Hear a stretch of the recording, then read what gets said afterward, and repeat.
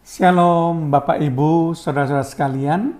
Kita berjumpa kembali dengan acara Menerima hari ini. Kita akan tetap belajar kebenaran firman Tuhan yang berupa renungan firman Tuhan singkat yang akan memperkaya dan mendewasakan kerohanian kita. Alangkah baiknya kalau kita terus-menerus menyimpan firman Tuhan di dalam hati kita, sehingga firman Tuhan itu dapat dipakai sebagai petunjuk, sebagai pedoman yang akan menuntun hidup kita ke jalan kebenaran. Mari kita buka acara Menerima hari ini dengan doa terlebih dahulu. Terima kasih Tuhan, karena Tuhan begitu baik, masih memberi kesempatan kepada kami untuk kami terus belajar kebenaran firman Allah. Karena kami tahu Tuhan, kami memerlukan firman-Mu. Firman-Mu adalah pelita bagi kaki kami dan terang bagi jalan kami. Firman-Mu dapat menuntun kami di jalan kebenaran sehingga kami melangkah sesuai kehendak Tuhan. Kiranya Roh Kudus memberikan kepada kami hikmat, akal budi, pengertian-pengertian baru, dan bahkan pewahyuan-pewahyuan ilahi, supaya kami lebih kaya akan firman Tuhan. Di dalam nama Tuhan Yesus Kristus, kami melepaskan doa kami dan mengucap syukur. Haleluya. Amin. Shalom Bapak Ibu Saudara sekalian. Kali ini saya ingin mengangkat suatu topik, yaitu marah. Jadi topik yang akan kita bahas kali ini dalam acara Menerima hari ini adalah marah. Nah, Bapak Ibu Saudara sekalian, menarik sekali ketika saya membaca suatu artikel. Ada seorang pemimpin atau pemilik perusahaan ingin mengadakan inspeksi mendadak di perusahaannya. Itu sebabnya tanpa memberitahu karyawan-karyawannya, dia pergi ke tempat perusahaannya. Ketika dia sampai ke bagian produksi di tempat perusahaannya itu, ada sebuah tempat seperti gudang yang besar yang berisi mesin-mesin. Dia masuk ke tempat itu dan ingin memeriksa bagaimana situasi perusahaannya.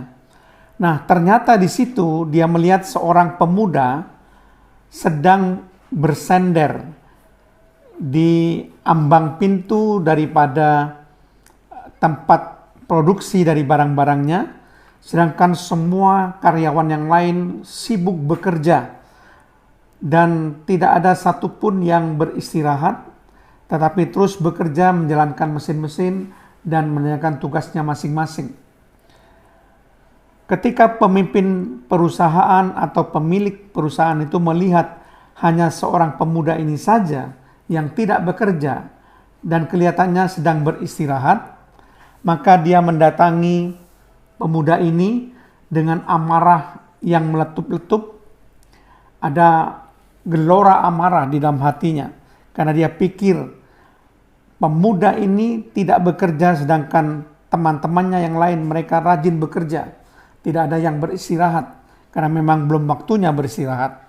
Dia datang kepada si pemuda yang lagi santai bersandar di ambang pintu dari tempat produksinya itu. Dia katakan, "Berapa gajimu 1 minggu?" Kemudian pemuda itu menjawab dengan terkejut, "Gaji saya 300 ribu rupiah per minggu." Kemudian si pemimpin perusahaan atau pemilik perusahaan mengatakan, "Baik, kalau kamu memiliki gaji 300 ribu rupiah per minggu, berarti dalam 1 bulan gajimu adalah 1,2 juta. Lalu dia mulai buka dompetnya. Dia mengambil uang 1,2 juta. Uang itu dia serahkan pada si pemuda itu. Dan dia katakan, "Ini adalah gajimu selama 1 bulan. Kamu terima ini dan segera pergi dari sini dan jangan pernah kembali lagi. Kemudian si pemuda itu terkejut sekali ketika dia diberi uang 1,2 juta.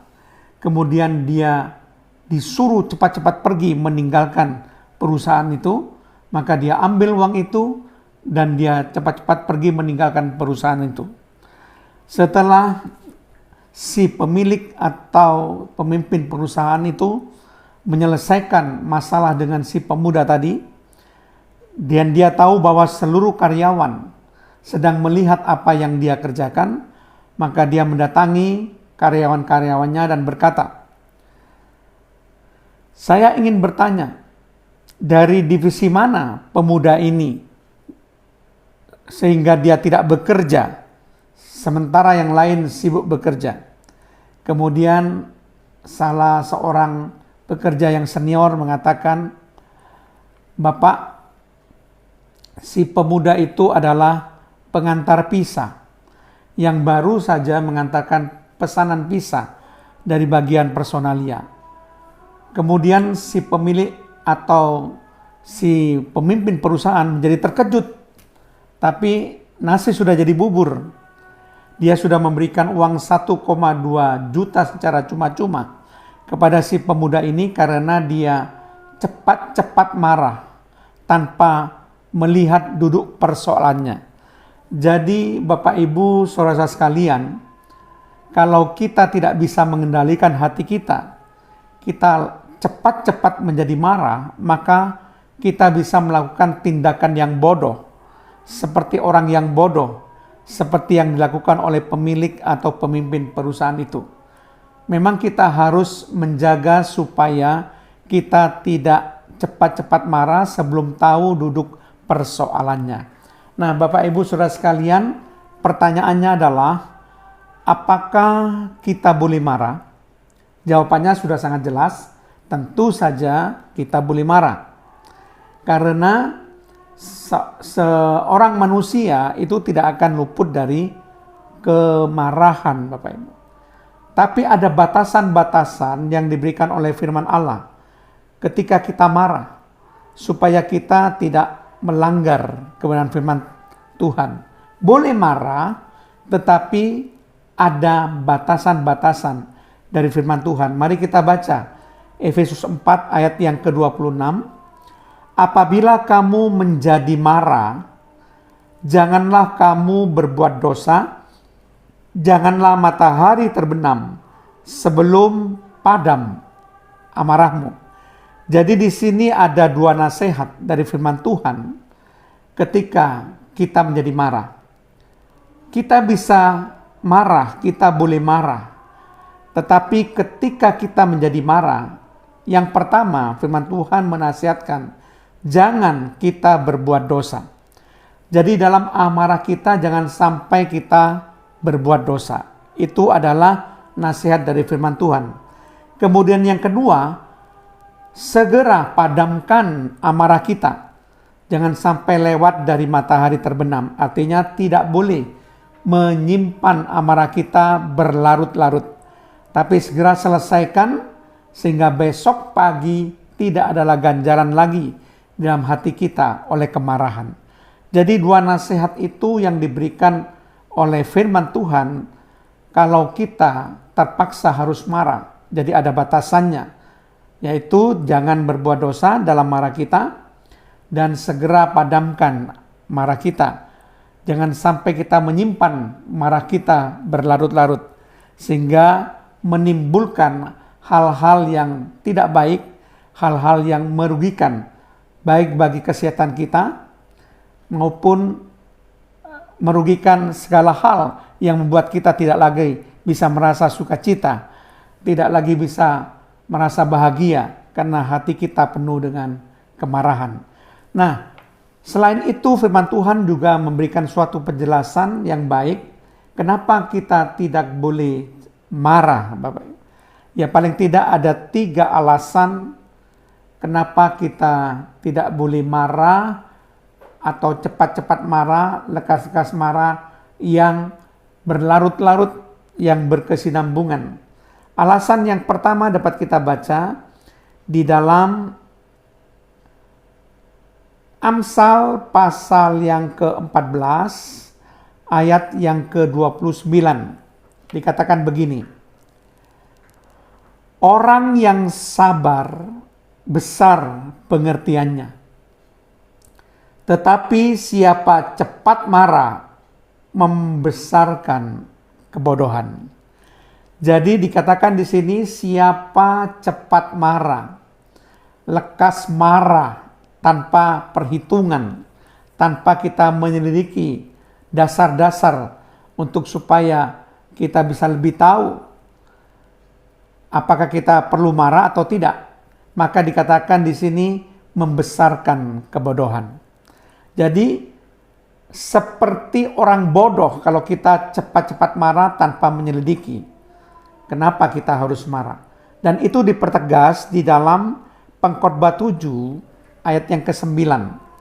Janganlah lekas-lekas marah dalam hati, karena amarah menetap dalam dada orang bodoh.